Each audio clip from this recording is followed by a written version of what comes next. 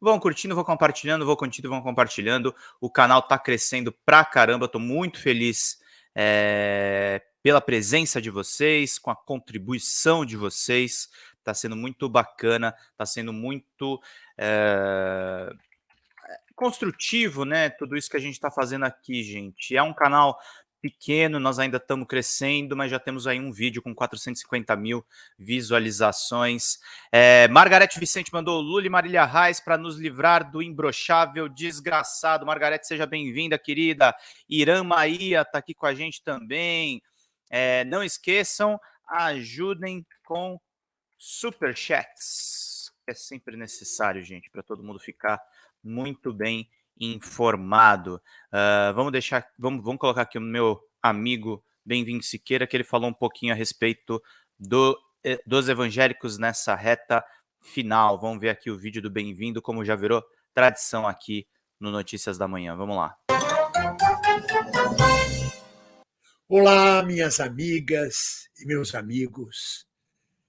Na resistência pela civilização contra a barbárie, na luta pela democracia contra o fascismo e contra a intolerância religiosa, contra os escribas e fariseus hipócritas que comandam novas igrejas evangélicas. Alegrias, muitas alegrias.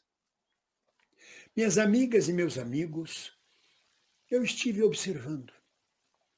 A carta de Lula aos evangélicos surtiu como um dos seus efeitos a criação de grupos de WhatsApp evangélicos com Lula.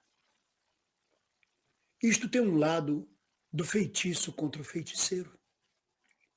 Isto tem um aspecto similar ao ditado popular que diz: tantas vezes vai o vaso à fonte que uma hora quebra. Estes escribas e fariseus hipócritas que comandam as igrejas neopentecostais entraram de cabeça na política, esqueceram-se de Deus, das palavras de Jesus, de pregar o evangelho, de trabalhar pelo humanismo e na ganância de ganharem dinheiro, de disputar o poder, entraram de cabeça tomando o lado do fascista, do genocida, do pior lado da política, do lado antipovo, do lado de Bolsonaro. É doloroso para mim ver bispos, pastores, pessoas que deveriam estar levando a palavra de Deus, estarem levando palavras de partidos, palavras de políticos, conspurcando o verdadeiro sacerdócio, que é o trabalho religioso, que é o trabalho de religar as pessoas, ao contrário, permanecem, permitem que o país seja dividido, colaboram para a divisão entre os brasileiros. E até então, até antes da carta de Lula aos evangélicos, quem discordasse deles ficava calado nas igrejas, porque o último que falou contra tomou um tiro na perna dentro da própria igreja evangélica. Um segurança atirou num fiel que protestou porque estavam discutindo política em vez de estar pregando o evangélico. Chegaram a tal ponto dos templos revirados em mercados. Mas, segundo a terceira lei de Newton, que diz que a toda ação corresponde uma reação na mesma intensidade, só que em direção oposta, a ação destes escribas e fariseus hipócritas, levando a luta política para dentro das igrejas, provocou agora a divisão dos seus fiéis, que agora se dividem claramente em apoio a Lula ou apoio a Bolsonaro. A discussão e a briga política foi para dentro das igrejas. Não saiu mais das igrejas para o campo político, para o campo público. Está dentro das igrejas agora. Agora os fiéis que discordam da orientação pastoral voltada para o fascismo têm grupos onde eles podem praticar o evangelismo ao lado de Lula. Tomaram partido também. Isso é terrível. Porque Jesus diz em Mateus 12, pode procurar os evangelhos, está lá em Mateus 12, todo reino dividido contra si mesmo não resistirá, será destruído. Toda casa dividida sobre si mesma não subsistirá. Estes escribas e fariseus hipócritas, que transformaram os templos e os púlpitos em palanques de comício político, sobretudo de comício político contra seu próprio povo, contra seus próprios fiéis, porque são fiéis pobres, populares, estão conseguindo e vão conseguir destruir a base de suas igrejas, porque dividiram a casa deles contra eles mesmos. Tanto fizeram, tanto mexeram, que esqueceram que toda ação provoca uma reação oposta na mesma intensidade. Então, dentro do seio dessas igrejas, lamentavelmente, surge a oposição, a ação em direção oposta. E uma casa dividida não subsiste. Quem sobreviver, verá. Eu, da minha parte, fico olhando de camarote. Nem sou evangélico, nem cristão, nem espírita, nem ateu, nem materialista. Sou um ser humano que tem muito boas relações com Deus. Não curto muito alguns intermediários. No mais, é observar. O feitiço virou contra o feiticeiro. Porque você vai mexer onde não deve ser mexido. Mexeu com um vespeiro. Estava quieto o povo de Deus, cumprindo suas obrigações religiosas nos cultos, quando os pastores e bispos resolvem levantar o povo de Deus e levá-los ao matadouro da política como um gado. E agora o feitiço vira contra o feiticeiro. Da minha parte, como eu digo, assisto de camarote. Não sei de nada. Sei que no dia 30, junto com todos vocês, nós vamos apertar 13 e mandar essa quadrilha, esta malta de Bolsonaro, para o espaço, junto com Marcos Pontes, com este astronauta fabricante de travesseiros. Um abraço. Grande bem-vindo, Siqueira. É sempre uma aula ouvi-lo nessas manhãs que a gente conversa aqui um pouco com vocês. É muito bacana mesmo. E eu já vou entrar no assunto principal da live, gente. Muito obrigado ao pessoal que já está conversando aqui. Deixa eu ler alguns comentários de vocês, agradecer a Sandra Araújo. Não esqueçam dos superchats que são necessários para a gente sustentar aqui o nosso canal. O Antônio Jorge Couto, a Gleisi Hoffmann, presidenta do PT, está ultrapassada. Lula precisa ser melhor assessorado. Edivaldo Freitas, meus filhos, Lula brilhou. Ele falou, sou evangélico e meu voto agora é em Lula. Maria Inês Lima, não tive estômago para ver o podcast Inteligência Limitada. O Bolsonaro só falou porcarias lá. E o José Pireia mandou aqui, sou evangélico toda a vida e voto em Lula. Muito bom vocês estarem acompanhando, gente. O tema principal dessa live é uma reclamação minha, sim, a comunicação do PT, gente. Porque, ó, eu até salvei para mostrar para vocês. Estava acontecendo isso aqui ontem, tá? Eu vou mostrar para vocês. O Lula, nesta semana, bateu o recorde de transmissão ao vivo de uma entrevista, com 1.100.000 pessoas assistindo a entrevista que ele deu no Flow Podcast, que é um espaço normalmente de direita, é um espaço normalmente dos libertários, dos liberais. E o Lula tinha prometido ir para lá há bastante tempo e só foi nessa semana. Quebrou o recorde do Bolsonaro. O Bolsonaro tinha 500.600.000 que ele tinha conseguido lá no Flow. Só que o Bolsonaro ficou 5 horas dando entrevista lá. O Lula ficou apenas 1h40, com um tempo muito controlado pela assessoria de imprensa, sem entender que... Gente, por que as pessoas assistem um podcast de 5 horas? Por que as pessoas assistem um podcast de 3 horas? É o segredo do sucesso deste canal, por exemplo. Aqui eu não fico 5 horas, aqui eu fico 1 hora só, mas a gente produz muitos cortes em cima da minha fala.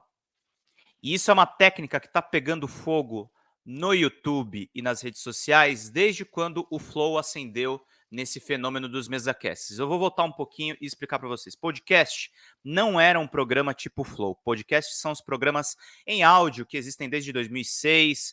A gente teve aqui no Brasil como pioneiro o Jovem Nerd. Tem diversos outros programas que faziam esse tipo de coisa. A rádio ganhou bastante destaque quando o Pânico e a Jovem Pan passaram a filmar as transmissões deles.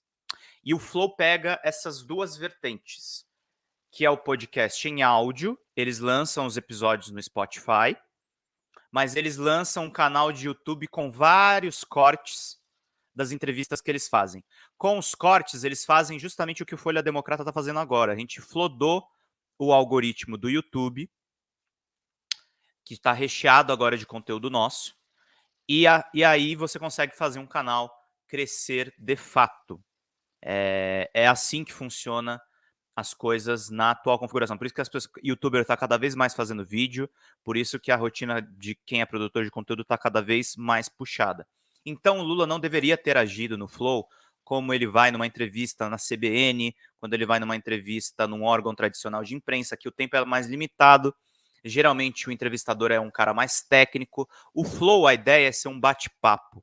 E é um bate-papo hoje em dia com muita audiência. Você pode gostar ou desgostar do Igor, mas a questão é que, do ponto de vista de comunicação, o que o Lula conseguiu naquele momento, que tinha mais de 1 milhão de pessoas assistindo simultaneamente a live, foi um feito. O Lula não ouviu esse conselho, na verdade o time de comunicação dele não ouviu, porque ele estava até afim de continuar conversando com o Igor, e aconteceu isso aqui ontem, gente, porque o Bolsonaro não fica quieto. Olha só, inteligência limitada ontem. Tinha 1,7 milhão de pessoas assistindo o Jair Bolsonaro ontem. Ele fez uma convocação, inclusive, muito parecida com a esquerda ontem nessa entrevista. Tava lá chamando nos grupos de WhatsApp, que era para bater a audiência do Lula, porque acendeu ali naquele momento um alerta vermelho. E o Lula deveria ter surfado mais, gente. Não estou dizendo assim que é uma disputa pura por números. Mas dentro da lógica da internet, números são importantes. A esquerda precisa perder a inocência a respeito disso. O Lula é um cara preparado, o Lula é um cara que fala muito bem. Vocês vão ver os cortes do Flow, que eu tô pegando agora daquele perfil, recortes do Lula no Twitter. Você vê que é um cara bem preparado, você vê que é um cara que é o candidato. Ainda bem que nós temos Luiz Inácio Lula da Silva em 2022. Senão a gente perigava pelo dinheiro que o Bolsonaro investiu, pelo orçamento secreto, por provavelmente o maior esquema de corrupção da história, porque é um esquema que funciona por todo o poder legislativo. Se nós não tivéssemos Lula, nós estávamos muito provavelmente perdendo a eleição para o Bolsonaro. A eleição não está fácil, o Datafolha que saiu recentemente, estava falando na live ontem, está mostrando uma margem muito apertada, mas o PT precisa aprender a usar melhor as redes sociais. O PT, as esquerdas, precisa entender, gente, que a gente não pode ficar falando para a bolha. Falar para a bolha é importante a gente falar entre os nossos, é importante a gente ter os nossos veículos de comunicação. A Folha Democrata, inclusive, tem como principal alicerce a defesa da democracia, que é muito importante nesse momento. A defesa da democracia torna a candidatura do Lula ainda mais importante. E você tem outros diversos veículos que defendem mais abertamente a esquerda, você tem veículos investigativos como o Intercept, que agora conseguiu o R$500 mil que eles precisavam para manter as portas abertas. Você tem diversos veículos fazendo esse tipo de trabalho. Mas dentro dessa diversidade de trabalhos, a gente tem que se preocupar com audiência, a gente tem que se preocupar com repercussão. Esse é o meu puxão de orelha para o time do Lula, mas o Lula arrasou no Flow.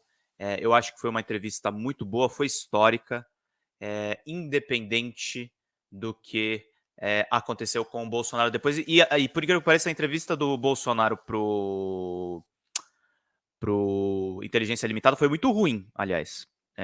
Então eu posso dizer que o Lula teve um razoável sucesso ao falar com uma audiência que não estava acostumada com o conteúdo dele. E você vê isso pelos próprios recortes que já estão viralizando nas redes, né, gente? Ó, isso aqui sobre fechamento de igrejas. Vamos dar uma olhadinha que é bem bacana. O Lula vai fechar a igreja. Fui eu, em 2003, que sancionei a lei de liberdade religiosa nesse país. Ele era deputado, ele sabe disso. Fui eu, em 2010, que criei a Marcha com Jesus. Então, veja, eu defendo a liberdade religiosa porque eu acredito que a fé é uma coisa sagrada, cada pessoa exerce como bem entender. O Lula vai fechar a igreja. Fui eu, em 2003, que sancionei a lei de liberdade religiosa nesse país. Ele era deputado, ele sabe disso. Fui eu, em 2010, que criei a Marcha com Jesus. Então, veja, eu defendo a liberdade religiosa porque eu acredito que a fé é uma coisa sagrada, cada pessoa exerce como bem entender. É muito bom esse Corte para fazer o complemento, gente, ao que o Bem-vindo estava falando no vídeo agora. As igrejas estão rachadas, é muito importante a esquerda se colocar nesse setor e lembrar o que o Lula fez no governo, que não foi perseguir as religiões. O Lula é um cristão, ele está falando frequentemente sobre isso.